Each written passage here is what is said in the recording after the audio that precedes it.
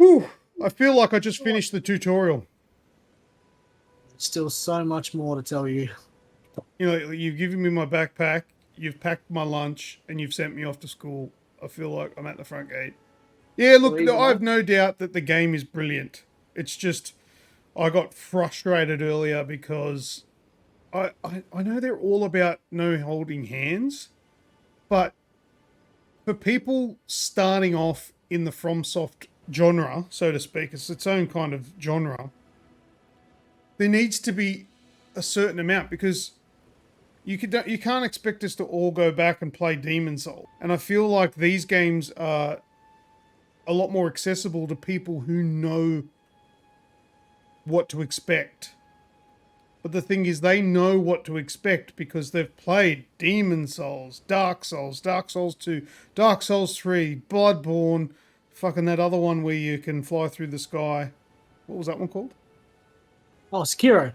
Sekiro, that one.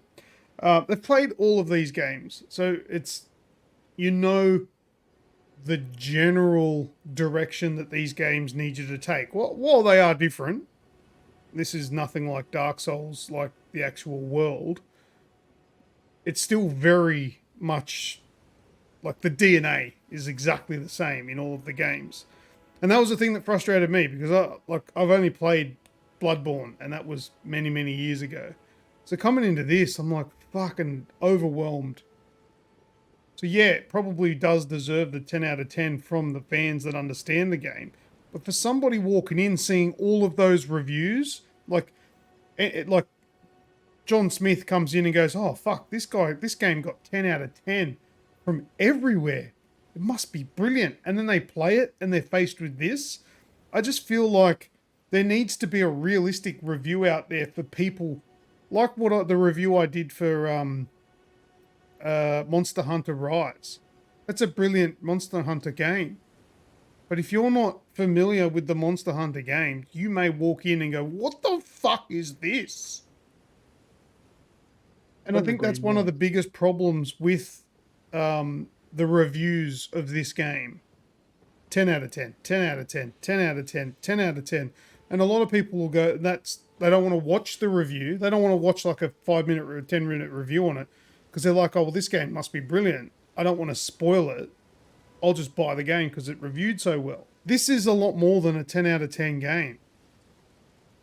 I think for somebody that's not a Souls fanatic, this is not a 10 out of 10 game. Could This you could, imagine if you missed the tutorial area? well, yeah. So if I didn't go down the bottom there like you suggested, there's no other tutorial. That's it. That's it. You're just in the world. Yeah. Here's See, your sword. Go kill. that's the thing. And yeah, I get the ecosystem where the fans don't want it to be easier because they want to keep it a niche. But at the same time, people want to get into this. But if you don't let them into it, I don't understand why you would want to limit Your fan your base. customers, yeah, your fan base and your customers. Essentially, they're making these things to make money. I don't know of anyone that would put this much time and effort in just because they love doing it. They want a payday.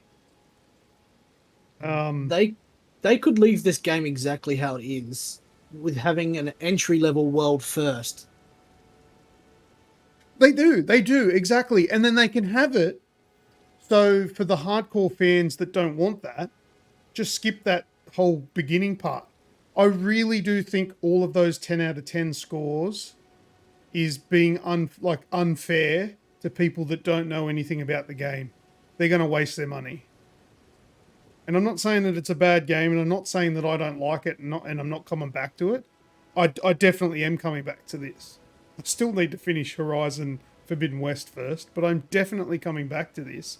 I'm very determined to finish this, but I want to spread the word, and I will do that through, my various outlets, and I'll definitely be discussing this in a bit more depth on the next show.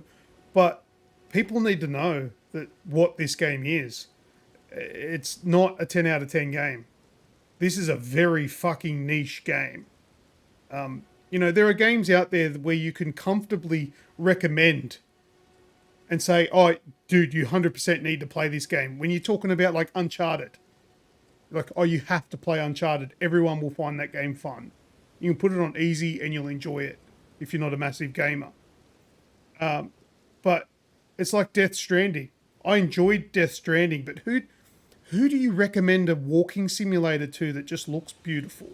There is more to simply putting a fucking social media post out that says IGN 10 out of 10, Game Informer 10 out of 10, some fucking rando in the back shed 10 out of 10.